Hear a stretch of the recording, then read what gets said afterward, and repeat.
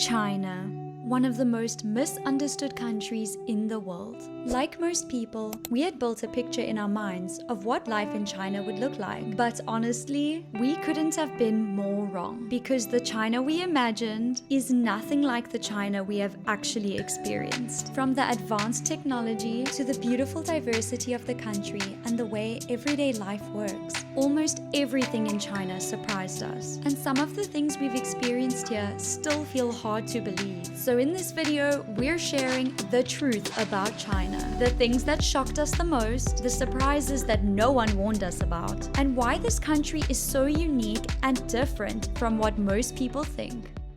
Hey guys, welcome back to our channel. If you're new here, we're Sonsanderi and we're travel vloggers from South Africa, and we've been living in China for 2 years teaching English in Guangzhou. And in this video, we're going to talk about what life in China is really like, because honestly, China has surprised us in so many ways. From the moment we arrived in China, we were so overwhelmed. Skyscrapers everywhere, bright lights, huge shopping malls, busy streets, people and bikes everywhere, and everything is so fast-paced. No one really warns you how tense all of this can feel. Because yeah, it is really cool to experience such futuristic looking cities with big bright lights, driverless cars, and robots everywhere. But it can also be very overwhelming. There's a lot happening all the time. The cities are loud. There's so many people. Everything is in Chinese. And of course, when you move to China, you expect that everyone is going to be speaking Chinese, and you know that you're not going to understand the language, but you don't realize how difficult it is just to get by day to day.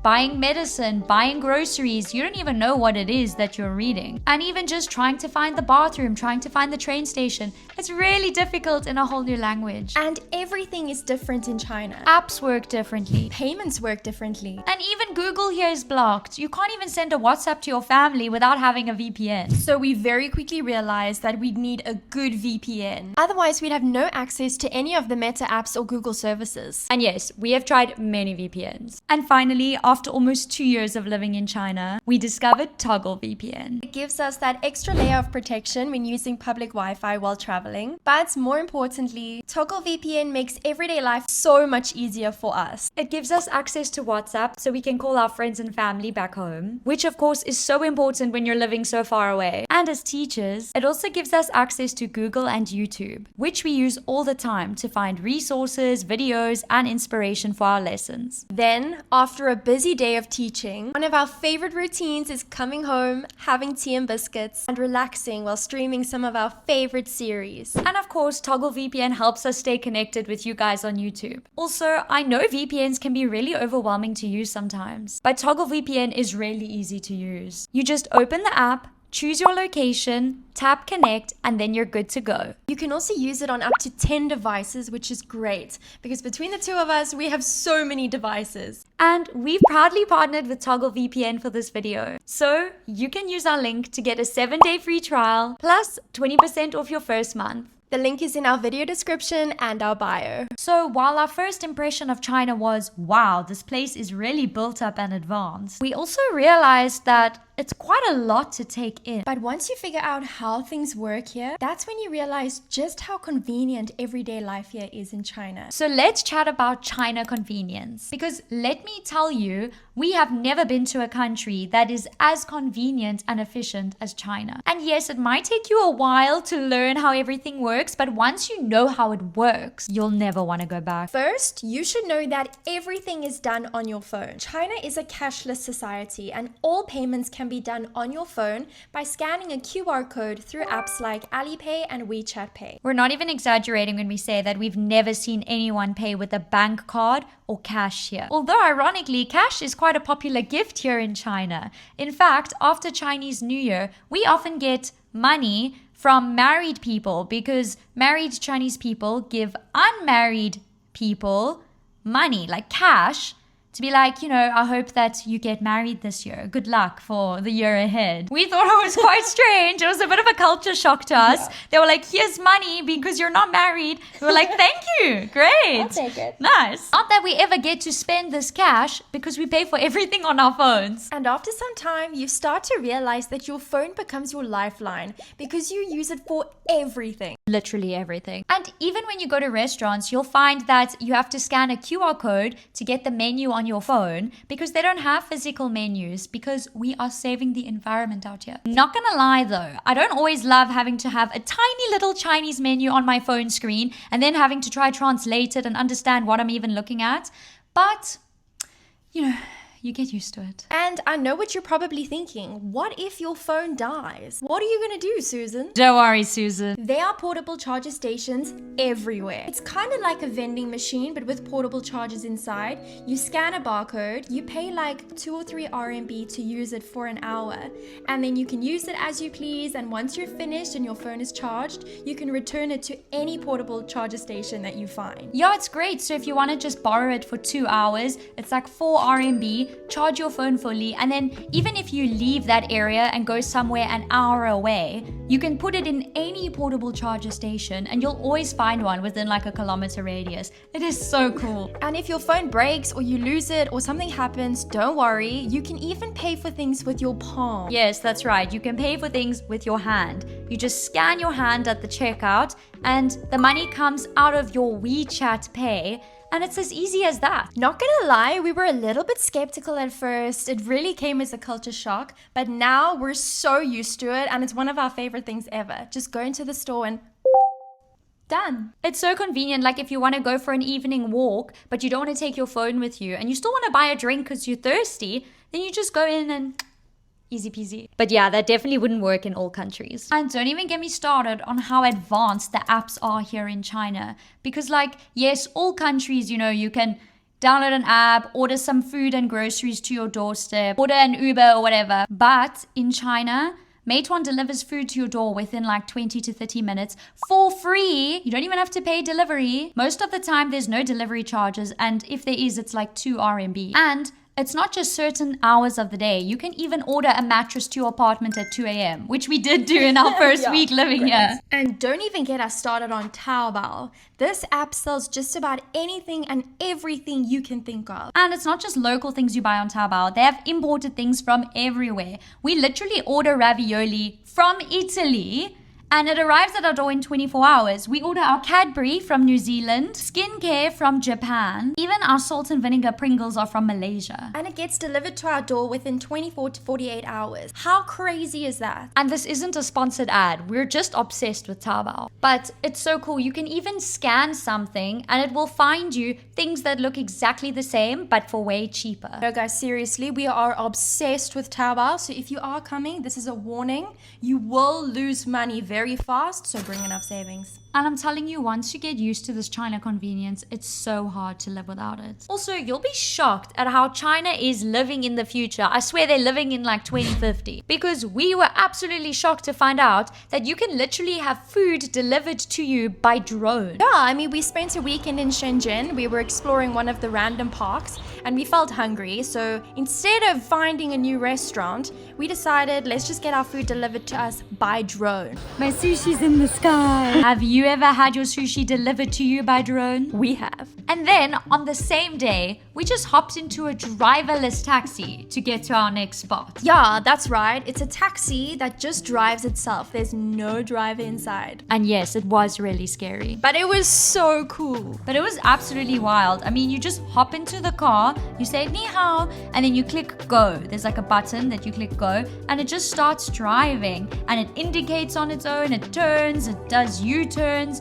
It is so scary, but it's something that we had to experience while being here in China. And it wasn't even that expensive. Compared to the other taxis or regular Didi, it was pretty much the same price. Yeah, it's the same price as a regular Didi. We paid 11 RMB and it was maybe a 5-kilometer drive.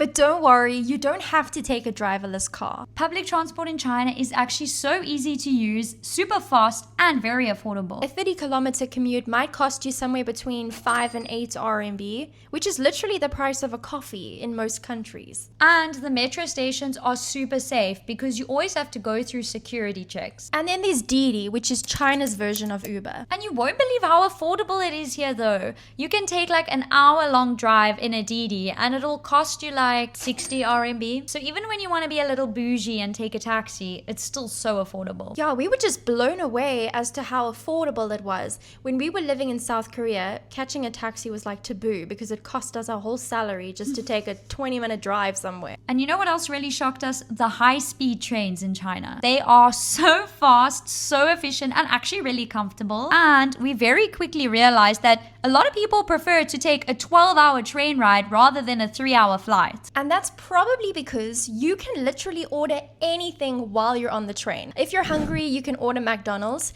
It will be delivered to you at the next stop. Someone will come on the train, find you at your seat, and give you your food. We've never personally done this ourselves because the language barrier is too stressful and we're worried we're gonna mess it up and get it sent to the wrong station. But we are always seeing people on the train getting food delivered to them. McDonald's, KFC, a drink, bubble tea, anything you can think of, they have it. And it makes us hungry on the train. Yeah, we need to try that sometime. So let's chat about safety in China. Is China safe? To be honest, when we first arrived here, we noticed that people were often looking at us or taking photos of us, so it made us feel a little uncomfortable. Yeah, and a lot of the older ladies as well, they'd come up to us and touch our hair and touch our face. And it did make us feel a little bit unsafe, not going to lie. But the longer we've lived here, we've just realized that this is the way the people welcome you here, and they're honestly just curious and fascinated because they don't often see foreigners visiting or walking around the city. Especially in the smaller cities, you know, there's not a lot of foreigners living in our random little district. So when the locals do see us, they sometimes do look like, which has taken some getting used to, but we very quickly learned how to communicate with them, and we know that they're just being warm and welcome. And as for everyday life, we honestly have never felt so safe as we do here. Like, we can walk on the streets at 2 a.m. with our phones out, you know, not worried about anything bad happening to us. And even if you leave your phone in a Didi or at a restaurant, it will still be there when you come back. I think even if you were to leave your phone on a train or at a train station and came back, you would probably still find it there. And there are cameras everywhere in all public areas, so I think people are just in general a bit too scared to steal. But we've also noticed that people are very honest here. Like, if you accidentally overpay for something, they will give you your money back. Like, I've often overpaid our landlord for our rent and she sends me money back. So yeah, they're a very honest culture, very morally strong. Like, you can feel safe here, rest assured. But as with any country, it's always good to be vigilant and aware of your surroundings in general. And even with deliveries, like if we're not home, they'll just deliver our packages outside our door and it'll still be there. If we go away for a week, that package will still be outside our door. The next day, the next week, probably even a month later, it'll be there forever. Before moving to China, we didn't realize just how diverse this country really is. Like most ignorant people, we thought, well, you know, China, it's a new country, everything will look the same, you know how it is with a lot of countries. You go to one city, you go to another city, they all start to look similar. But we couldn't have been any more wrong. Because China has everything. You can be in Shanghai or Shenzhen, surrounded by modern skyscrapers, advanced technology, and this fast-paced, high-energy city life. And then you can hop on a train and suddenly you're walking through a 1,000-year-old ancient town built on top of a waterfall. Or maybe you go somewhere like Chongqing, where it feels like you've stepped into this 5D mega city from the future, with trains driving through residential buildings, roads stacked on top of roads, and parks built on top of the city. And then, just another train ride away, you find yourself surrounded by beautiful snow-capped mountains, hiking one of the world's deepest gorges, or staring up at the Avatar Mountains in Zhangzhijie, thinking, how is this even real? But don't even get us started on the food. When people think of Chinese food, they think of, Chinese food is Chinese food. No. There is so many different kinds of food here. You go to Guangzhou in the south, you'll have some dim sum, traditional Cantonese food. And then you go to Chongqing and you'll have some of the spiciest food you've ever had in your life. And then you go more up north and you'll have Chinese barbecue that is honestly the best barbecue you've ever had. But it's so different in each city you go to. We were so shocked because we honestly thought Chinese food is Chinese food, but that was so ignorant of us. We very quickly learned that all the foods are so different in the different cities. And the spice levels in Chongqing are very, very hard to handle. Now, let's talk about some of the other culture shocks that not a lot of people warn you about before coming. There's a lot of public spitting. The bus driver's spitting, the random guys on the street are spitting. It's definitely something that you have to get used to. And then the smoking. In a lot of places here, you're allowed to smoke indoors. Like the 24-hour spa we went to, people can smoke indoors. A lot of buildings as well. So that was definitely a shock to us because we're not smokers at all. So yeah, we are those people that sit there going, please stop. So that's something to get used to. And then there's the toilet situation. Squatty potties. In public areas outside of the touristy areas or big shopping malls or hotels, there aren't as many Western toilets, and chances are you're going to have to use a squatty potty. Even our school doesn't have a Western toilet, so every day we have to use the squatty potty. And you get used to it, but damn, I didn't know aiming was that hard. Be careful. And don't forget, you have to bring your own tissues, because one thing is for sure, they don't give toilet paper or tissues in the bathrooms. You can buy tissues separately outside the bathroom for like 2 RMB, which, you know, isn't expensive, but it's just the concept. Like sometimes you forget and then you're already busy and you have to go out and now go buy tissues. So just rather always have them on you. Also, they only really drink warm water in China. If you ever order a glass of water at a restaurant, it won't be cold. And if you ask them for ice cold water, they might look at you a bit strange. Because in China, they believe that warm water is the best. And they believe it's the solution for everything. Yeah, like I had a flu, so I went to the doctor and she prescribed me hot water. And rice. Feeling sick? Hot water. You're pregnant? Hot water. Feeling sad over a breakup? Babe, just drink some hot water. Like our doctor tells us, some hot water a day keeps the doctor away. But she loves us and she just wants us to stay. And also, if you're a foreigner in China,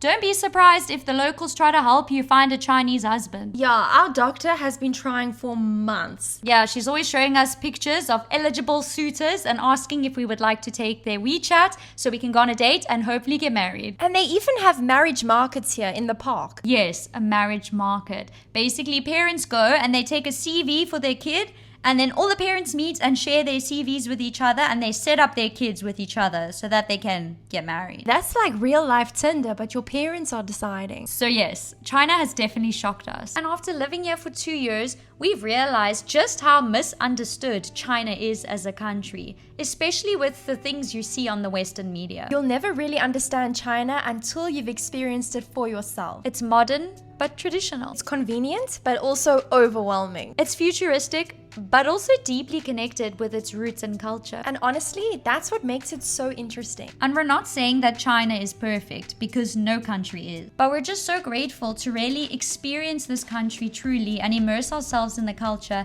And yes, sometimes, you know, it's scary, it's overwhelming, it's confusing. We just like, oh, I want to go home, I miss my home. But, you know, it makes you grow, it makes you become independent, and honestly, it's been worth every moment. It's just one of those countries that you have to experience at least once in your life. If you've lived or traveled in China as a foreigner, let us know your thoughts on China in the comments. What was your experience like? What were your biggest culture shock? And what was your favorite city? And if you enjoyed watching this video, please don't forget to give it a thumbs up and click that subscribe button to stay tuned for everything that's to come. Otherwise, we'll see you in the next one. Bye, besties!